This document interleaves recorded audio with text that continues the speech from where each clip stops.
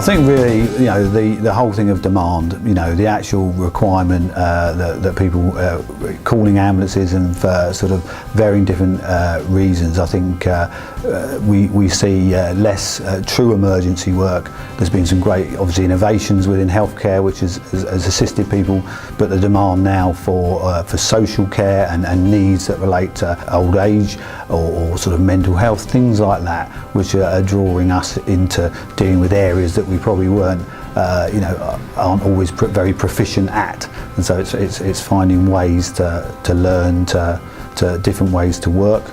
And so, yeah, we can improve and get people the care they need using, appropriate resources.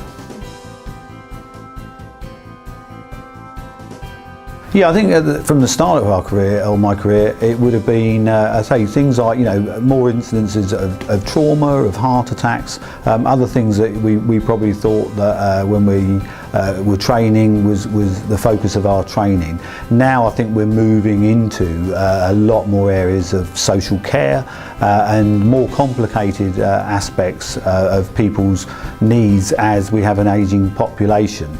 Also things like mental health care, where sometimes there aren't appropriate pathways, and the ambulance service is drawn into dealing with those when it's a crisis at a weekend or other sort of times.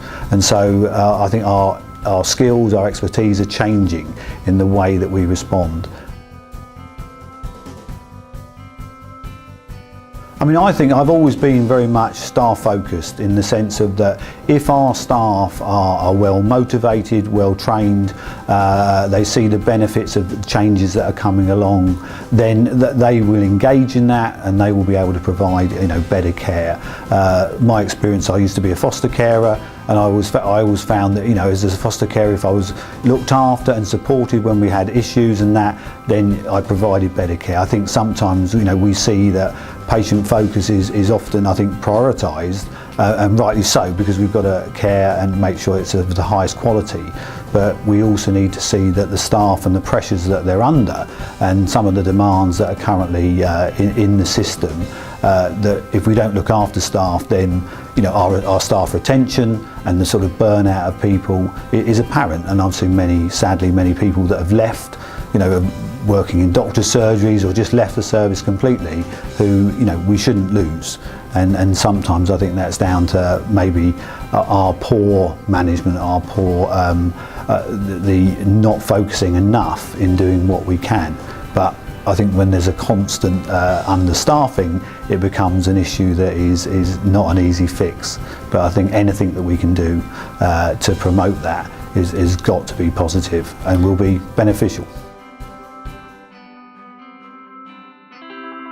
Things are moving on and we have to sort of move with the times, but I think simple principles of looking after staff and ensuring that their needs are met first means that they're then able to provide excellent care to people.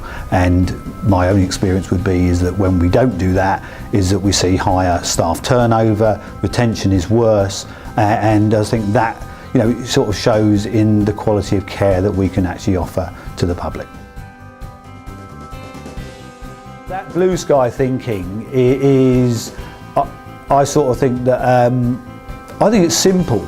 I think care is simple, but it's expensive. If you want good care, you've got to pay for it. And personally, the way the NHS probably is at the moment, I think we've all got to pay more. I think that's the blue sky thinking, except that as we live longer, we will all pay more for the care that we have. Hopefully we can find ways that can be financed and it can be sustainable, because sometimes within the system that we're working in, it clearly gets broken at certain times of the year, day and night, and at weekends it just doesn't work. So I'm an optimist, but I think there's a realism within what we can do. But I think it comes from having motivated, well educated and trained staff to offer that to the patients, the clients that we come across. There's many areas obviously of the ambulance service doing great work, which we often don't have really any great knowledge of. And so I think, the more that we can all learn about that, then the better it is. So it's good having this opportunity to speak to you today.